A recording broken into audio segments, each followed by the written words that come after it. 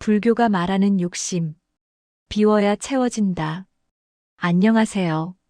오늘은 불교에서 말하는 욕심에 대해 이야기해 보려고 합니다. 여러분은 지금 무엇을 원하고 계신가요? 더 많은 돈, 더 좋은 집, 더 높은 지위, 더 많은 인정. 우리는 끊임없이 무언가를 원합니다. 하나를 얻으면 또 다른 것을 원하고, 그것을 얻으면 또다시 더 큰 것을 원합니다. 이것이 바로 욕심입니다. 부처님은 이렇게 말씀하셨습니다. 욕심은 끝이 없는 구멍과 같다. 아무리 채워도 결코 가득 차지 않는다. 불교에서는 욕심을 탐이라고 부릅니다. 탐은 불교의 삼독 중 하나로 우리를 괴로움으로 이끄는 가장 큰 원인입니다. 탐, 진, 분노, 치, 어리석음과 삼독인데 그 중에서도 탐이 모든 괴로움의 뿌리라고 합니다. 왜 욕심이 괴로움을 만들까요? 욕심은 더 많이를 추구하기 때문입니다. 욕심은 지금 가진 것에 만족하지 못하게 만듭니다. 항상 부족하다고 느끼게 하고 남과 비교하게 만들고 끊임없이 불안하게 합니다. 불교 경전에 이런 이야기가 있습니다. 한 부자가 있었는데 그는 엄청난 재산을 가지고 있었습니다. 하지만 그는 늘 불안했습니다. 더 많이 벌어야 한다는 생각에 잠을 이루지 못했고 재산을 잃을까 두려워 사람들을 믿지 못했습니다.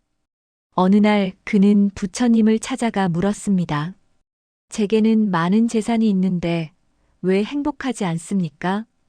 부처님은 이렇게 대답하셨습니다. 그대는 재산을 소유하는 것이 아니라 재산에 소유당하고 있기 때문이다. 욕심의 문제는 바로 이것입니다. 우리가 무언가를 소유하려고 하지만 결국 그것에 소유당합니다. 돈을 원하면 돈의 노예가 되고, 명예를 원하면 명예의 노예가 되고, 권력을 원하면 권력의 노예가 됩니다.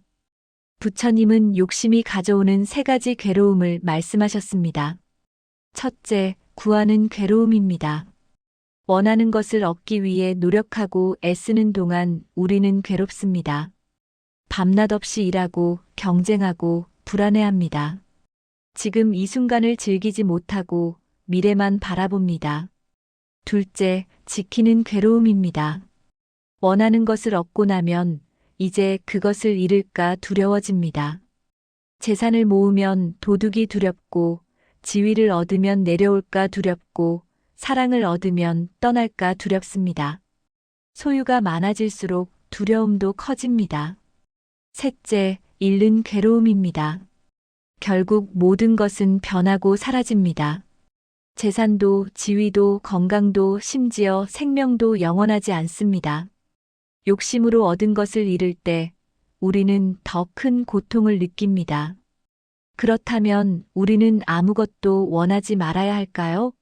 욕심을 완전히 버려야 할까요? 부처님은 이렇게 말씀하셨습니다. 욕심을 버리는 것이 아니라 욕심에 집착하지 않는 것이다. 불교에서는 무소유를 이야기합니다. 무소유는 아무것도 갖지 않는다는 뜻이 아닙니다. 필요한 것은 갖되 그것에 집착하지 않는 것입니다. 가벼운 마음으로 소유하고 가벼운 마음으로 놓아줄 수 있는 것입니다. 법정 스님은 이렇게 말씀하셨습니다. 소유가 많아지면 마음이 무거워진다. 비워야 가벼워지고 가벼워져야 자유로워진다. 욕심을 내려놓으면 어떤 일이 일어날까요? 첫째, 마음이 가벼워집니다. 더 이상 무언가를 얻기 위해 애쓰지 않아도 됩니다. 남과 비교하지 않아도 됩니다. 지금 이 순간에 만족할 수 있습니다. 둘째, 진정한 풍요를 느낍니다. 역설적이게도 욕심을 내려놓으면 더 풍요로워집니다. 욕심이 있을 때는 항상 부족했지만 욕심을 내려놓으면 지금 가진 것이 충분하다는 것을 깨닫습니다. 셋째, 자유로워집니다. 더 이상 무언가에 얽매이지 않습니다. 돈에, 명예에, 타인의 시선에 자유로워집니다. 진정한 의미에서 내 삶을 살 수 있게 됩니다. 부처님은 욕심을 내려놓는 구체적인 방법을 알려주셨습니다. 첫 번째는 소욕지족입니다. 적게 욕심내고 만족할 줄 아는 것입니다. 더 많은 것을 원하는 대신 지금 가진 것에 감사하는 마음을 가지세요. 매일 아침 내가 가진 것 3가지에 감사해 보세요. 건강, 가족, 오늘 하루. 감사하는 마음이 욕심을 내려놓게 합니다. 두 번째는 보시입니다. 나누는 것입니다. 욕심은 움켜쥐는 것이고 보시는 펼치는 것입니다. 내가 가진 것을 나눌 때 우리는 소유의 집착에서 벗어날 수 있습니다. 돈이든 시간이든 관심이든 작은 것이라도 나눠보세요. 세 번째는 무상의 관찰입니다. 모든 것은 변한다는 진리를 깨닫는 것입니다. 내가 소유한 것도 영원하지 않고 내 몸도 영원하지 않고 심지어 내 생각과 감정도 계속 변합니다. 무상을 깨달으면 집착이 사라집니다. 선사들은 욕심을 빈 주먹에 비유했습니다. 주먹을 꽉 쥐면 아무것도 담을 수 없지만 손을 펼치면 온 세상을 담을 수 있다고 합니다. 욕심으로 움켜쥐면 아무것도 얻을 수 없지만 욕심을 내려놓고 손을 펼치면 모든 것이 찾아옵니다. 불교 경전에 이런 구절이 있습니다. 비우는 만큼 채워지고 놓는 만큼 얻어진다. 이것이 바로 불교의 역설입니다. 더 많이 가지려고 할수록 가난해지고 내려놓을수록 풍요로워집니다. 현대 사회는 우리에게 끊임없이 더 많이 소유하라고 말합니다. 더 많이 벌고 더 많이 사고 더 많이 성공하라고 합니다. 하지만 부처님은 정반대로 말씀하십니다. 덜 욕심내고 덜 소유하고 더 만족하라고 합니다. 욕심을 내려놓는 것은 포기가 아닙니다. 더 지혜로운 삶을 선택하는 것입니다. 끝없는 욕망의 수레바퀴에서 내려와 지금 이 순간의 행복을 선택하는 것입니다. 부처님께서 말씀하신 것처럼 욕심은 끝이 없습니다. 하나를 채우면 또 다른 구멍이 생깁니다. 하지만 욕심을 내려놓으면 구멍 자체가 사라집니다. 더 이상 채울 필요가 없어집니다. 이미 충만하기 때문입니다. 오늘부터 소욕지족을 실천해 보세요. 더 많은 것을 원하는 대신 지금 가진 것에 감사해 보세요. 보시를 실천해 보세요. 내가 가진 것을 나눠보세요. 무상을 관찰해 보세요. 모든 것이 변한다는 것을 깨달아 보세요. 욕심을 내려놓으면 비로소 알게 됩니다. 진정한 풍요는 많이 갖는 것이 아니라 적은 것에 만족하는 것임을. 진정한 부유함은 많이 소유하는 것이 아니라 소유에 집착하지 않는 것임을. 부처님의 가르침처럼 비워야 채워집니다. 욕심을 비우면 평화가 채워지고 집착을 비우면 자유가 채워지고 불안을 비우면 행복이 채워집니다. 오늘 이 영상이 여러분에게 작은 깨달음이 되기를 바랍니다. 감사합니다. 불교가 말하는 질투. 남을 부러워하면 내가 가난해진다. 안녕하세요. 오늘은 불교에서 말하는 질투에 대해 이야기해 보려고 합니다. 여러분은 누군가를 부러워한 적이 있으신가요? SNS를 보다가 친구의 해외여행 사진에, 동료의 승진 소식에, 이웃의 새 차에 마음이 불편했던 경험 말입니다. 현대를 살아가는 우리는 매일 수십 번, 수백 번의 비교와 질투 속에서 살아갑니다. 부처님은 이렇게 말씀하셨습니다.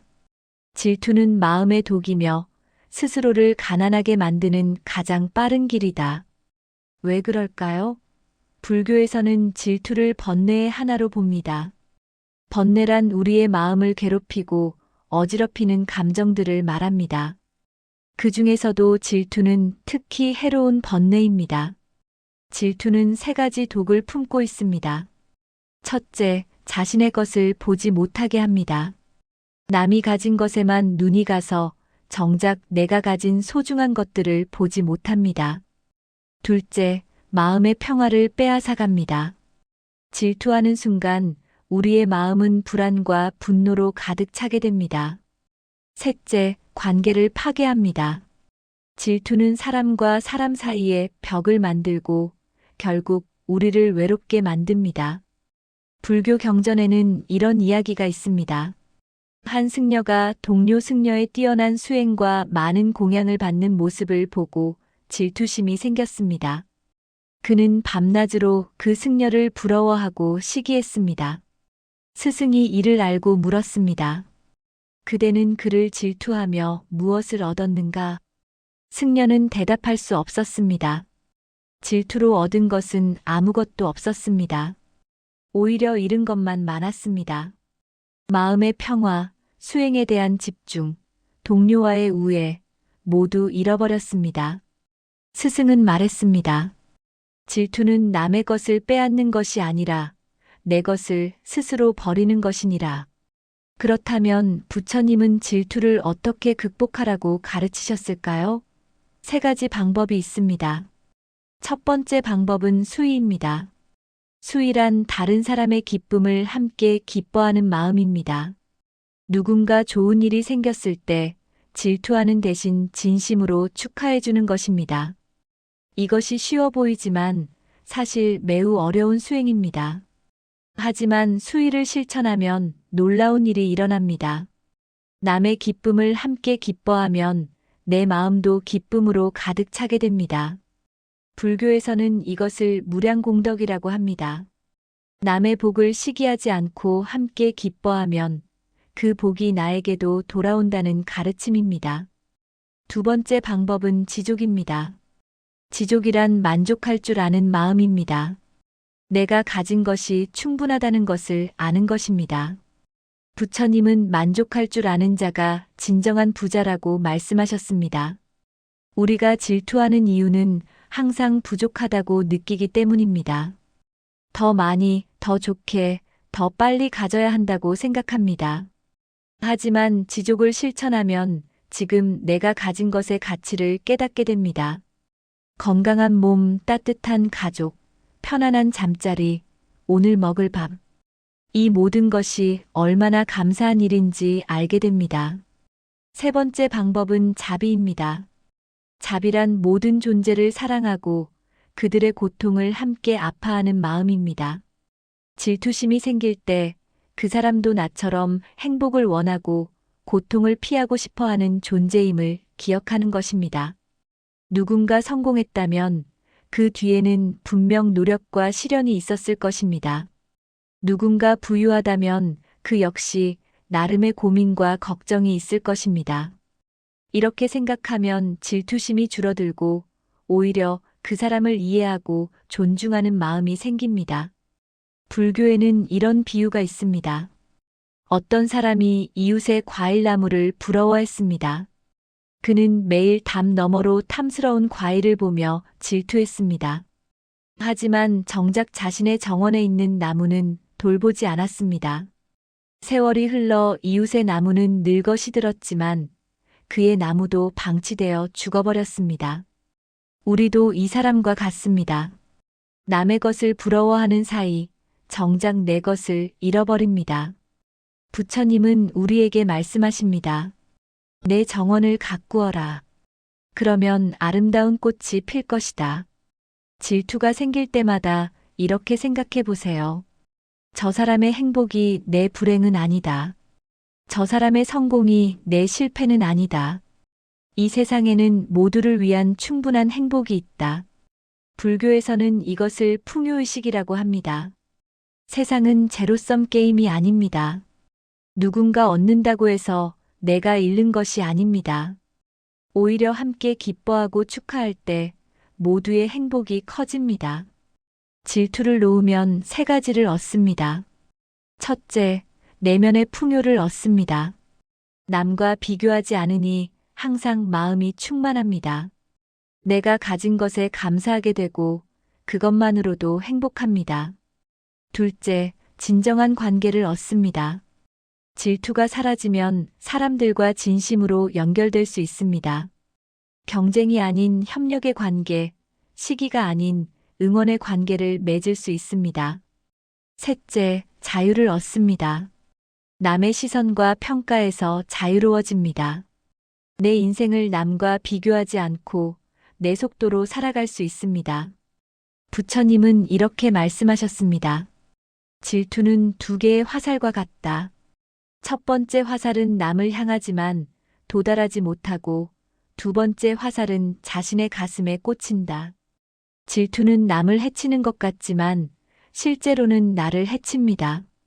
남의 행복을 빼앗는 것 같지만 실제로는 내 행복을 빼앗습니다. 남을 가난하게 만드는 것 같지만 실제로는 나를 가난하게 만듭니다. 오늘부터 수의를 실천해 보세요. 누군가 좋은 일이 생기면 진심으로 축하해 주세요. 지족을 실천해 보세요. 내가 가진 것에 감사하세요. 자비를 실천해 보세요. 모든 사람이 행복하기를 바라는 마음을 가지세요. 질투를 놓는 것은 포기가 아닙니다. 더 현명하게 사는 것입니다. 남의 정원을 부러워하는 대신 내 정원을 가꾸는 것입니다. 남의 행복을 시기하는 대신 함께 기뻐하는 것입니다. 부처님의 가르침처럼 질투를 놓으면 진정한 풍요가 찾아옵니다. 그리고 그 풍요는 누구도 빼앗을 수 없는 내면에서 우러나오는 진정한 부입니다. 오늘 이 영상이 여러분에게 작은 깨달음이 되기를 바랍니다. 감사합니다. 불교가 말하는 집착. 놓아야 자유롭다. 안녕하세요. 오늘은 불교에서 말하는 집착에 대해 이야기해 보려고 합니다. 여러분은 무엇인가를 놓지 못해 괴로워한 적이 있으신가요? 헤어진 연인, 떠난 친구, 잃어버린 기회, 과거의 실수. 우리는 이미 지나간 것들을 붙잡고 놓지 못하면서 스스로를 괴롭힙니다. 부처님은 이렇게 말씀하셨습니다. 집착이야말로 모든 괴로움의 뿌리다. 불교에서 말하는 집착은 단순히 무언가를 좋아하는 것이 아닙니다. 그것 없이는 살 수 없다고 생각하는 것. 그것이 영원히 내 것이어야 한다고 믿는 것. 그것을 잃으면 내가 무너질 것이라고 두려워하는 것. 이것이 바로 집착입니다.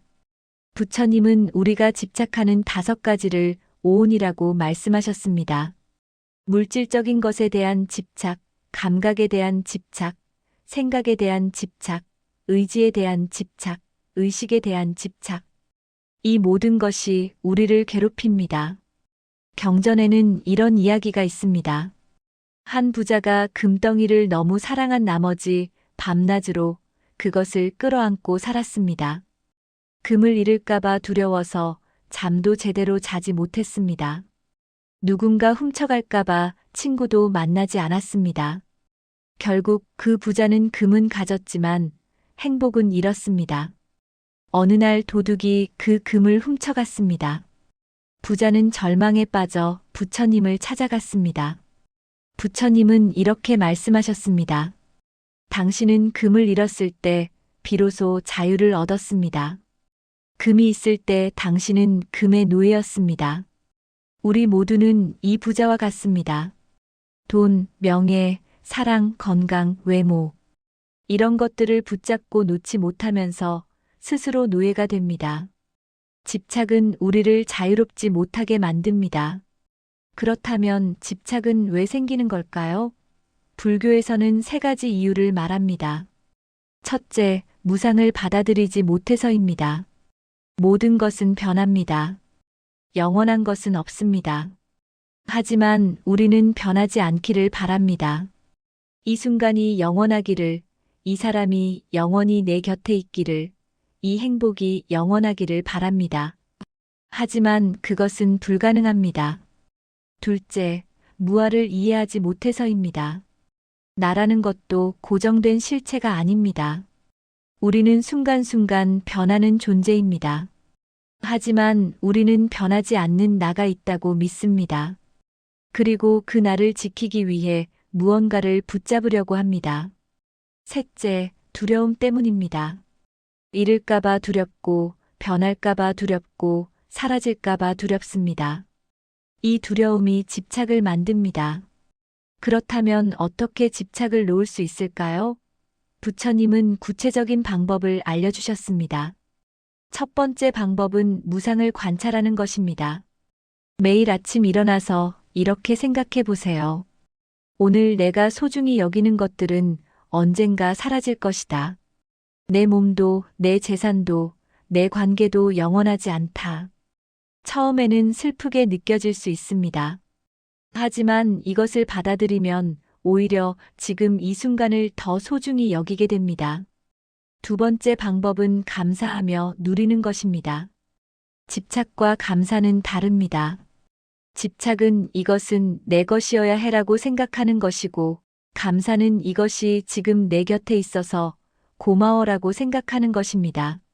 집착은 소유하려는 마음이고, 감사는 함께하는 마음입니다. 세 번째 방법은 놓아주는 연습입니다. 작은 것부터 시작하세요. 오래된 옷을 기부하는 것, 필요 없는 물건을 버리는 것, 상처 준 사람을 용서하는 것.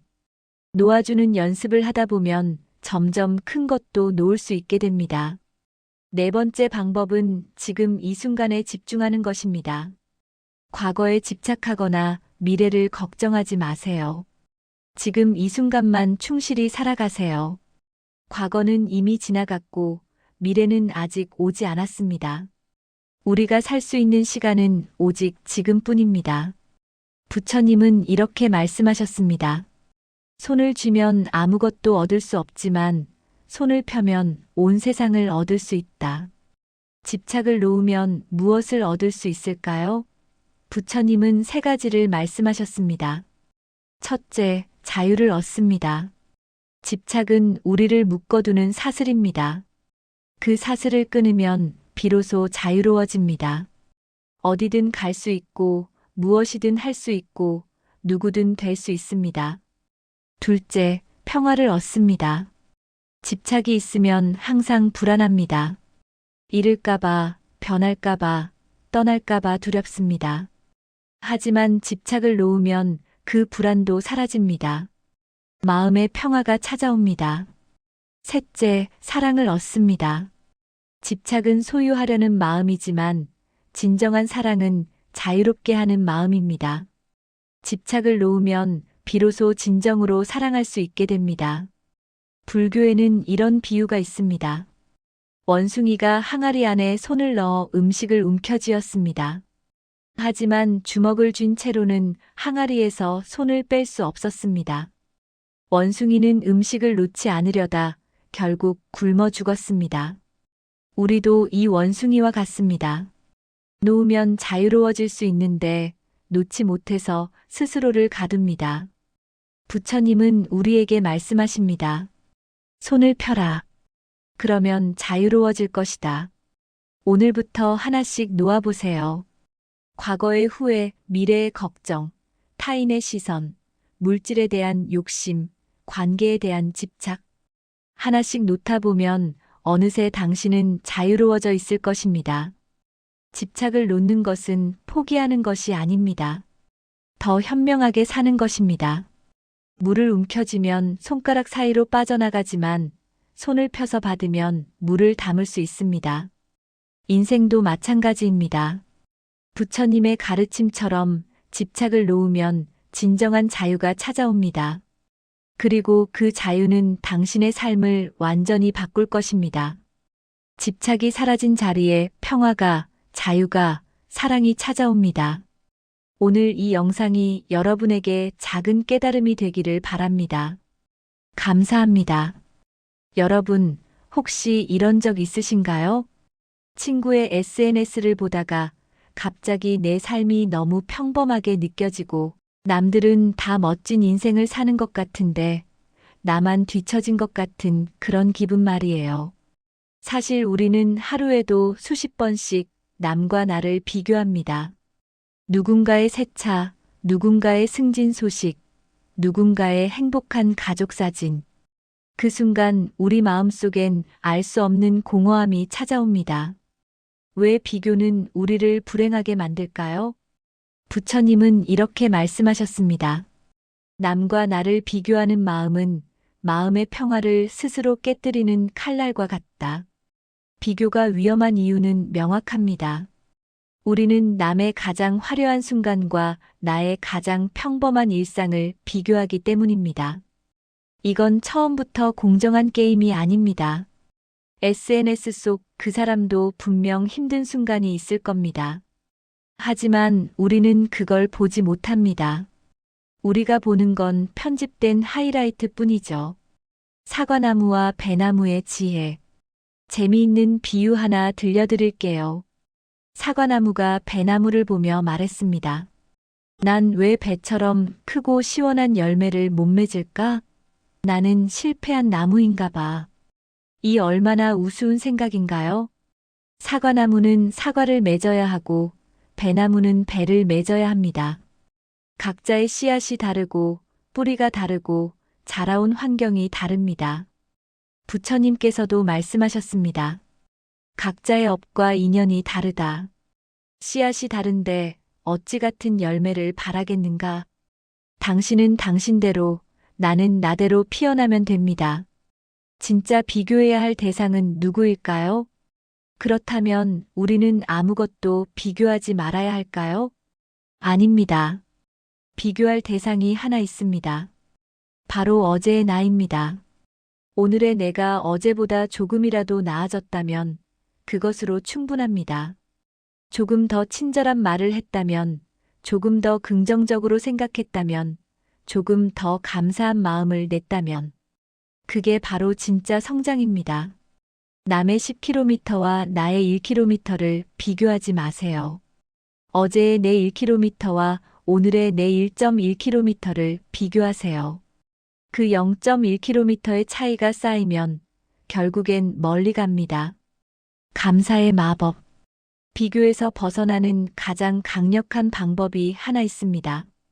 바로 감사입니다. 부처님은 말씀하셨습니다. 작은 것에 감사하면 큰 행복이 온다. 지금 이 순간을 한번 생각해 보세요. 아침에 눈을 뜰 수 있다는 것, 따뜻한 햇살을 느낄 수 있다는 것, 숨을 쉬고 걷고 밥을 먹을 수 있다는 것. 이 모든 게 당연한 것 같지만 사실 기적입니다. 어딘가에선 지금 이 순간에도 그것을 간절히 바라는 사람이 있습니다. 감사하는 마음이 커질수록 비교하는 마음은 자연스럽게 작아집니다. 내가 가진 것에 집중하면 남이 가진 것이 덜 신경 쓰이거든요. 중도의 지혜. 부처님의 핵심 가르침 중 하나가 바로 중도입니다. 극단을 피하고 균형 잡힌 길을 걸으라는 뜻이죠. 비교의 세계에도 중도가 필요합니다. 남과 비교하며 자책하는 것도 극단이고 오만하게 남을 깔보는 것도 극단입니다.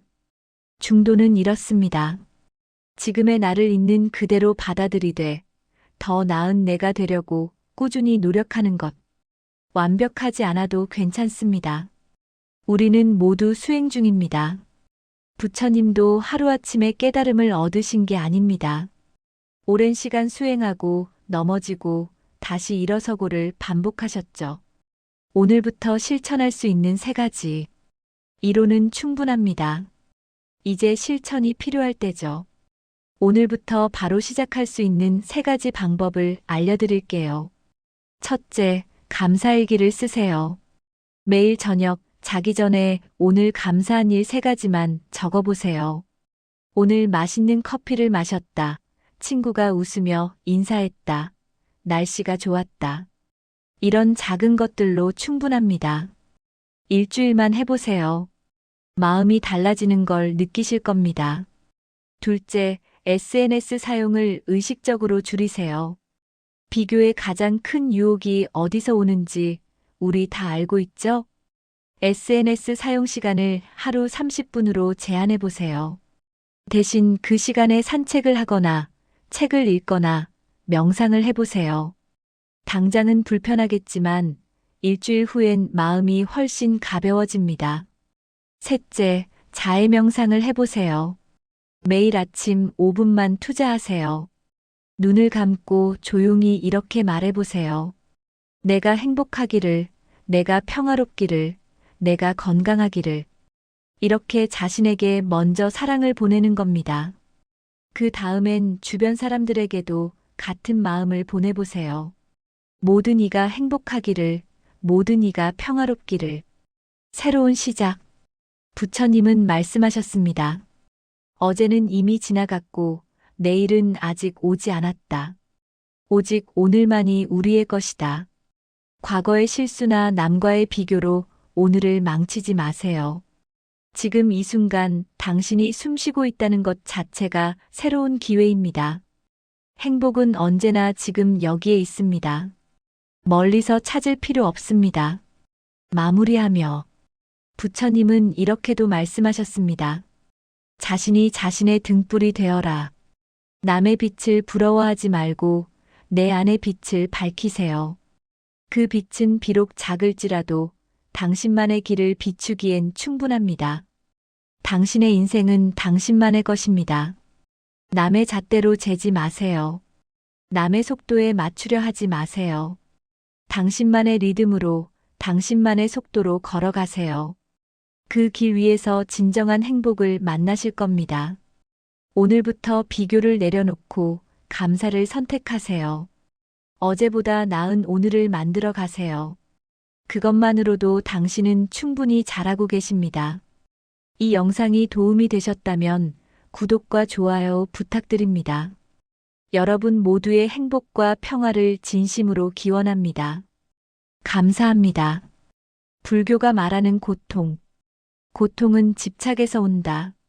살면서 누구나 고통을 경험합니다. 몸이 아프거나 마음이 괴롭거나 관계에서 상처받거나 원하는 것을 얻지 못할 때 우리는 고통받습니다. 그렇다면 왜 우리는 고통받을까요? 고통의 본질은 무엇이고 어떻게 하면 고통에서 벗어날 수 있을까요? 이것이 바로 부처님께서 평생 가르치신 핵심 주제입니다. 부처님의 첫 가르침. 사성제. 부처님께서 깨달음을 얻으신 후 처음 하신 설법이 사성제입니다. 사성제는 4가지 성스러운 진리를 말합니다. 고성제 삶은 고통이다. 집성제 고통의 원인은 집착이다. 멸성제 고통은 사라질 수 있다. 도성제 고통을 사라지게 하는 길이 있다. 이 중에서 오늘은 첫 번째와 두 번째, 즉 고통이란 무엇인가와 고통의 원인에 대해 깊이 살펴보겠습니다. 삶은 고통이다. 고성제. 부처님께서는 삶은 고통이다라고 하셨습니다. 이 말을 듣고 많은 사람들이 오해합니다. 그럼 삶은 무조건 불행한 건가요? 행복은 없나요? 아닙니다. 부처님께서 말씀하신 고통은 단순히 불행이나 아픔만을 의미하지 않습니다. 불교에서 말하는 고통은 3가지로 나뉩니다. 1. 고고. 고통스러운 고통. 이것은 우리가 일반적으로 생각하는 고통입니다. 몸이 아프거나 슬프거나 화가 나거나 두렵거나 외로운 것 등입니다. 질병, 이별, 실패, 상실 등이 여기 포함됩니다. 누구나 인정하는 명백한 고통입니다. 2. 괴고.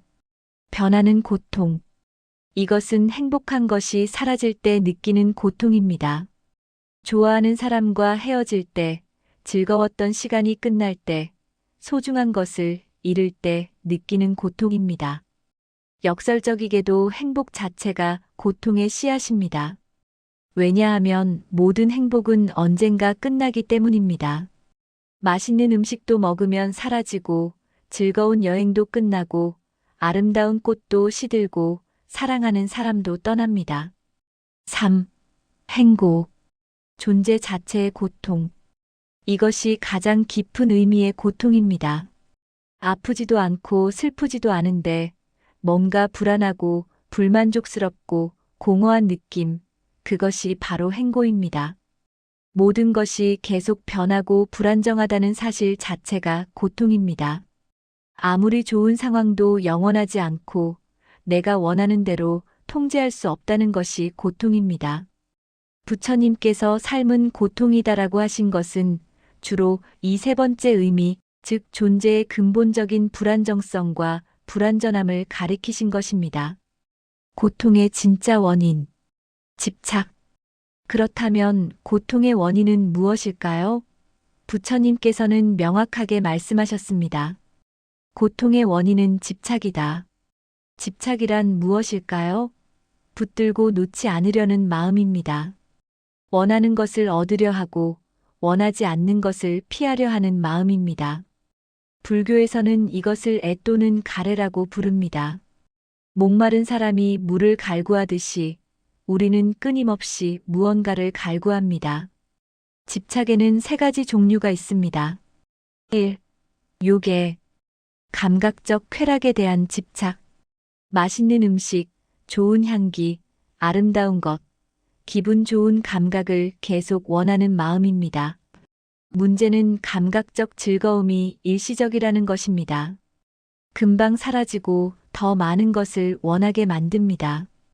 2. 유해, 존재에 대한 집착. 영원히 살고 싶고, 내가 중요한 존재이길 원하고, 인정받고 싶고, 성공하고 싶은 마음입니다. 자아나에 대한 집착이 여기 포함됩니다.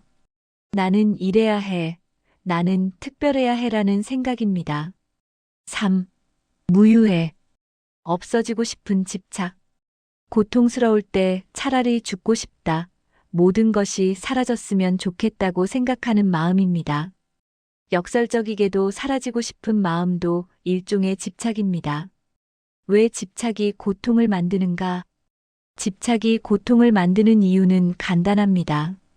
세상은 내 뜻대로 되지 않기 때문입니다. 모든 것은 변합니다. 무상. 내가 원한다고 해서 영원하지 않고 내가 싫다고 해서 사라지지 않습니다.